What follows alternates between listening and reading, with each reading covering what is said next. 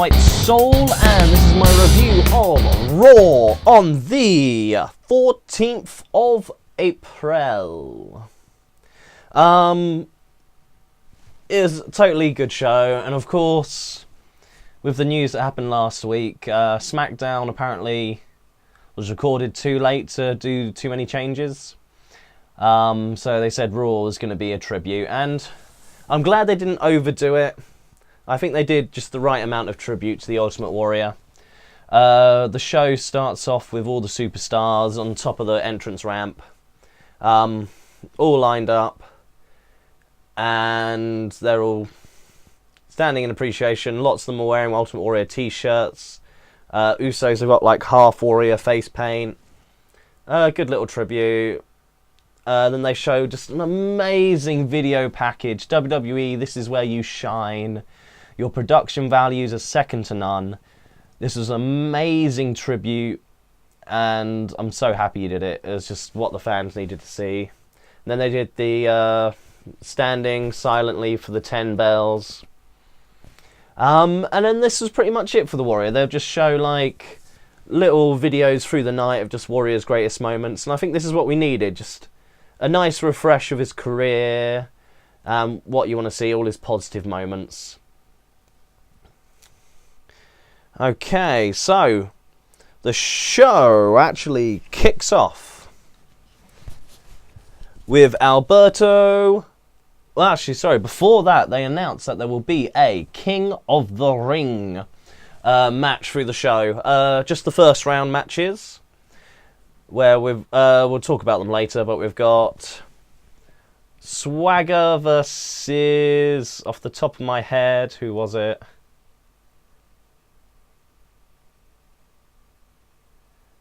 I'm going to attempt to edit this bit out. So at the top of the show, we've got a King of the Ring tournament. And after that announcement, we have the first match, which is Alberto versus RVD for first round qualifying. It was a fairly good match. RVD does this absolutely crazy moonsault into a side crossbody on. I thought he was going to die, but he managed to land and hit it. I was amazed. But then he does do a little bit of a botch later on where he can't quite jump onto the rope and then misses his kick, but manages to carry on, cover it up like you do.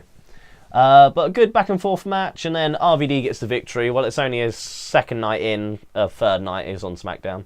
Third night in, so it's good to see him getting the wins. And actually quite excited to see him progress in this, because that means he's going to fight some different opponents, because he had quite a big program with Alberto last year, so I want to see him mix it up with some different superstars.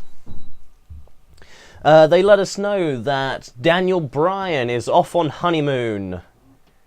Yeah. Go on, son. Yeah, he's off there with Brie Bella. Well, just congrats, man. Well done. Did the whole marriage thing. Unfortunately, it's with the Bella with the slightly smaller boobies, but hey, she's still a Bella. After this, we get a little backstage segment. Triple H is shaking Randy Orton and Batista's hands, welcome them in. And then starts proposing if they're all on the same page, they're unbeatable. And then Batista and Orton are like, well, I've never needed anyone before. I don't need anyone. I'm good. And they both walk away from Triple H's offer. Following that is a match. A nice tag team match. Cody Rhodes and Goldust versus Rybacksel. Again, nothing special in this match. Just a good back and forth. And the Rybacksel gets the win. Nice clothesline to finish it off. Frankly, they have to win. They're the only heel tag team apart from 3MB I can think of. So they seem the most likely to go for the Usos title. So you want to build them up before they get against them, because they're just awful. So they need to have some build up to make them a bit more of a legit threat against the Usos. So I hope they need to balance out the tag division again. Maybe it was a mistake splitting up Darren Young and Titus O'Neil. A heel primetime players would have been a good thing, but maybe we'll get some more. I hear rumours that the Ascension might be coming up from NXT, but We'll have to see what happens in the coming weeks. After this, we get Paige, my fellow countryman and amazing wrestler. Again, they're still playing this kind of a little bit meek, a little bit new persona for her, which is not great. She should just be doing her kick-ass anti-diva gimmick. But gets a match out of a very good match out of Alicia Fox. This is like the best I've seen Alicia Fox look. Alicia's got the advantage, but then Paige manages to come back and she gets in her fantastic submission move. It just looks good. I don't actually know if she's got a gimmick to name for it yet, but whatever it is, it's a fantastic move. Shows that Paige is the champion, and she won strong, which is what we want to see. You want to see her get built up, and then she can have a bust-up match with AJ. Please, WWE, don't mess this up. And we're back. The Usos versus Batista and Randy Orton. Again, back and forth. Nothing uberly special out of this match. I'd like to see them just proper have a go, but this match gets cut short by the Shield. The match ends up battling to the outside, and that's where the Shield attack Randy Orton and Batista get the better of them. They're about to triple... Roman Reigns flies in. Boom! Superman punch to Batista. And then Randy Orton manages to roll him out of the ring and away from the Shield's clutches. So they're sent to the back with their tail between their legs. Shield are looking strong. Doesn't do much for the Usos, but as I say, they're trying to build up Rybacksaw at the moment to give them a challenge, so just gave them something to do. And always being in there with top stars, regardless of how quick the segment is always a bonus. After this, we get Randy, Batista in the back. Again, they're just walking through, looking pissed off after being chased out by the Shield. And Triple H is just like, I told you so. And then that's sort of them, Randy and Batista, just left looking at each other thinking, it's like, yes, my plan, my thought. WWE must have been listening to this channel to get this idea. We then have Paul Heyman come out and do a very good heel promo. Emphasizing the fact that Brock Lesnar ended the streak, just in case you hadn't heard. Again, this is just Heyman uber heel, which is weird because I still don't see Cesaro as a heel. He's really a face, and he's not really being a heel. He is being a face in the ring, so I don't know how long this is going to last, where they're going to go with it. But again, and there's no music. Heyman comes out and then just introduces the King of Swing, Cesaro. Not good crowd reaction. It's all boo, especially after Heyman's promo. It's all boos. No music for Cesaro. I guess they're still figuring that one out. And then this is another qualifying match for the tournament for the IC title. And it is Cesaro versus Mark Henry.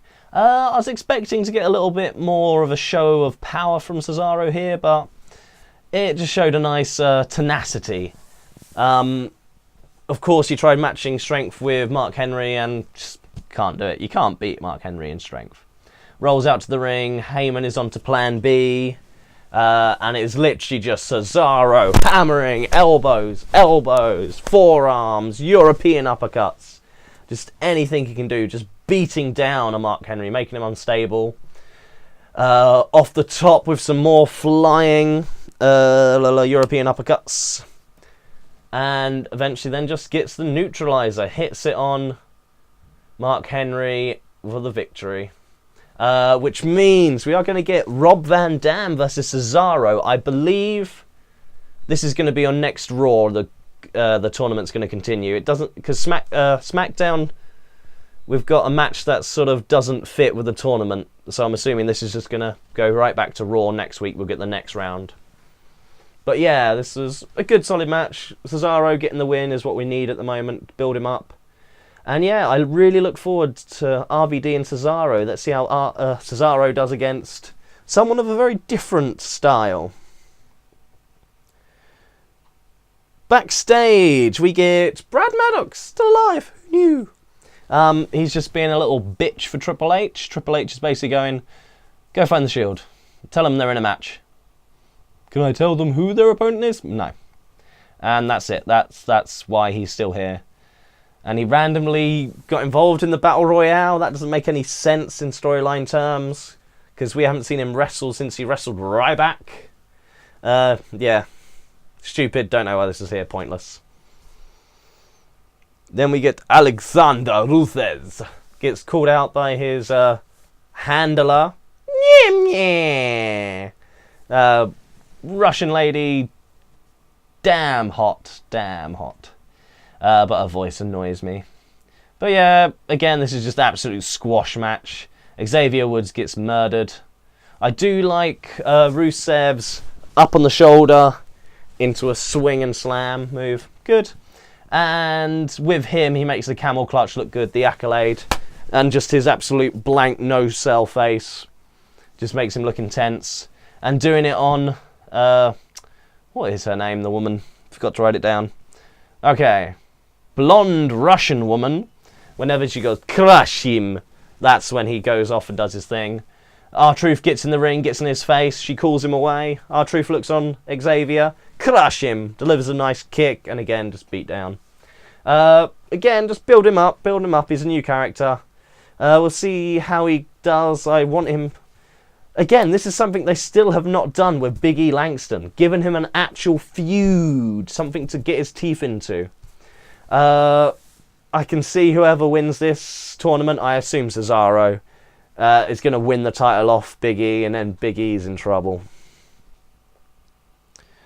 And speaking of the tournament, after this we have Sheamus versus Jack Swagger. I won't lie, I wasn't really expecting much here, like Swagger, seeing him getting carried by Cesaro, but no, he actually puts on a damn good performance in this match, and they're actually starting to think of good inventive ways to get him into the ankle lock. So I think Jack Swagger has really improved in the last sort of year or so. So I was actually thought they were going to go with Swagger getting into the tournament, but no, out of nowhere, bro kick, Swagger's KO'd, gets pinned. And again, this is interesting. I really thought Swagger would get into the end of the tournament along with Cesaro, and you'd have them go head-to-head to see who faces the Intercontinental Champion, but no. Looks like the Swagger feud has kind of been mislaid, unless he is going to interfere and cost Cesaro at the end, which could happen. Okay, we're into our last hour of Raw, and it starts off with Damien Sandow getting a promo. Yes! Oh, thank God they're starting to let him do stuff again. But why in this segment? I'm glad they gave Sandow the mic and gave him a promo. But for God's sake, why did the Big Show come out? Was it meant to be a match? And then Big Show just eventually just punches him and walks off. Ah! Just why? Why are you just actively burying Damien Sandow? What the hell has he done? Has he hit on Stephanie? Did he slap Vince McMahon? What the is the matter? Anyway, that ended and then I forgot all about it. After that we get Bray Wyatt saying, "We're next." And after the commercial break, the Wyatts come out. Always makes me happy. And then Bray does a fantastic promo about, "I'm going to do it for the children, John. I'm going to make them stop believing your lies, John. They're going to open their eyes. I'm going to protect them. I've never lied to their faces." Good, solid promo. Again, carrying on this feud with Cena. Speaking of him, he comes out and takes it not very seriously. Fun and jokes, but this is actually part of the promo, so I'll let him off this time. They do sort of the classic gag of, "Look at the Titantron, here's my opponent in a dress," and they've got Sister Abigail is actually Bray Wyatt in a nice little fetching number. And then Bray Wyatt's mother is Luke, with his head stuck on a woman's body. And then the new baby Wyatt is, of course, rowing with his head on a baby's body, which actually looks right, but is really freaky. And then Bray is just, "You're hysterical, John. You're hysterical. This is what you do." And then he sort of has a go at him for not taking him seriously and always doing this in the face of danger where he just mocks them. And then Cena is, "Well, you've seen how when I get serious, you get beat." And he's like, "Let's strip away. You're nothing without all your minions and nothing without your words. So let's settle this in a way that will be one-on-one, which is inside a steel cage." Again, this could be good. Like, even though Bray did a steel cage match not that long ago as Bryan, Cena and Bray could have a different feel to it because, well, Bryan was teaming with Bray in that match. So this will have a different feel. It's probably a story about the other two being on the outside trying to get in. I think this could be a really good cage match. And again, I really hope Bray goes over this time, make him strong. But this feud has legs. This could really keep going. And I wouldn't be too disappointed if it did. After this we get Fandango and Layla and damn! She's basically wearing see-through clothing. I don't care. She is hotter than Summer Rae. Whoa, whoa, whoa, whoa. If you don't agree, let me know in the whole comment thing below this. Maybe over to the side. No, probably below. But yeah, I think Layla is just hotter than Summer Rae, and she's already been more effective than Summer. So this is a mixed gender tag against Emma and Santino. Damn, this is like the longest rivalry in the company so far. Quick comedy match. Eventually gets Emma on the top rope with Layla on the floor. Fandango and Santino get distracted, makes the ref look away. That's when Layla gets the opportunity, pulls Emma off the top rope and pins her. Again, that's 2 victories in a row for Layla. She is so much better than Summer Rae already. And by God, we get the match of the night. Dolph Ziggler versus Wade Barrett. I did not know who to cheer for, but damn, this is just such a good match. WWE, let guys just go at it more and more often.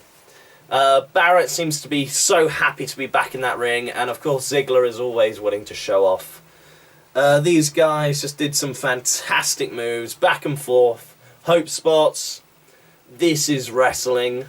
And Barrett eventually wins with, boom, ball hammer elbow. Oh, such a good match. And Wade Barrett advances. So that means we're going to get Sheamus versus Wade Barrett. Again, this is a match I'm quite excited to see. These two should really be able to work well together. I can't wait to see that next week. Then we get, I think, probably the most interesting backstage segment of the night. Stephanie just absolutely bollocking Kane. Tell him he's a failure, he hasn't helped at all, he just keeps messing up, getting over-emotional. What happened to the monster? Really getting in his face, and then Kane snaps, stands up. It's right in Stephanie's face, breathing deep. And then behind them, they've got the mask in the case. Kane goes over to it nice and slowly. This is a well-shot segment. Slowly lifts off the case, picks up the mask, and then we get announced that it'll be Kane versus Daniel Bryan next week. And Kane will eviscerate Daniel Bryan. They also then do a little vignette of Kane showing that he is back in his old attire, I assume, next week.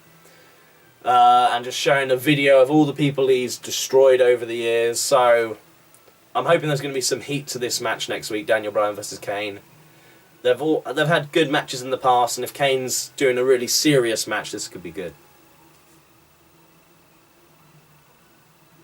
Yeah, then after this we get the Shield versus their mystery opponent. And their mystery opponent is Alberto Del Rio. Yes, him on his own comes out to face the Shield. No, but then they play Swagger's music and he comes out. Then they play Fandangos. Then 3MB. Then Titus O'Neil. Then Rybaxel. Then Alexander Roosted. Then Bad News Barrett. Yes. This is a handicap tag match. Shield dominating over poor old Heath Slater.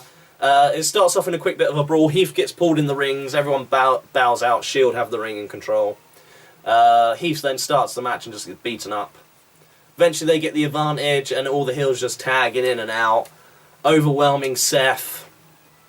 Eventually Ryback's in the ring, beating up Seth, throws him to the outside. Starts beating him up there, turns around and spear! Roman Reigns destroys Ryback on the outside. And we won't actually see Ryback stand up again. Oh, you gotta love the spear. And this just starts an all-out brawl. Everyone jumps on Reigns, starts beating him up. Dean Ambrose dives into the whole lot of them, swinging wildly as he does. Again, numbers are coming up, and a good old Seth's in the ring. Flips somersault onto everyone, knocks them out. The Shield regroup, get the ring.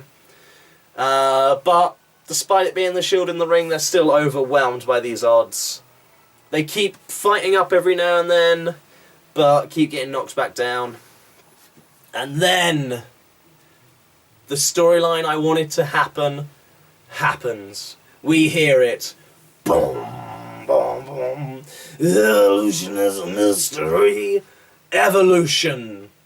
Minus Ric Flair, but let's be honest, he's probably a bit of a risk at the moment. Might be a bit drunk, say the wrong things, gets JR fired. But yes, Evolution, Triple H, Randy Orton, Batista, walk down the ring, walk past Ryback's carcass that is still laying there, stand, look at the ring, and just tell everyone in the ring to scatter and go away.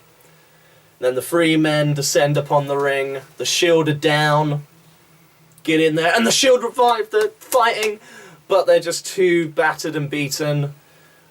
Evolution unite, helping each other out into RKOs, lots of Batista bombs, lots of RKOs, just lots of beatdowns by Triple H. Then we eventually get the Evolution finisher, which is the Batista bomb to RKO. And then, when everyone's decimated, Roman Reigns is still showing a little bit of life. Triple H has a microphone, and he's just, crawl! Shouting in Roman Reigns' face. He is just slowly just trying to make his way to any form of feet, climbing up Triple H. Triple H just screaming in his face. The other two grab him, pin his arms behind his back, and then he takes a nasty pedigree. And Evolution are back, and they are dominant. And as Triple H says, believe in evolution. Fantastic segment. It does make me wonder where they're going with this, because this makes me really want to see the Shield versus Evolution at Extreme Rules.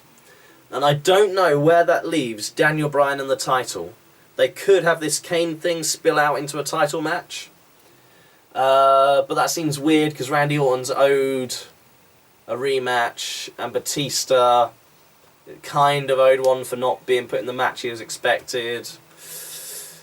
So, again, we're going to have to wait the next few weeks to see where they go with this, but I'd really like them to extend Kane and Daniel Bryan into the pay-per-view, and we get Evolution versus The Shield. That's what I really want to watch at the next pay-per-view.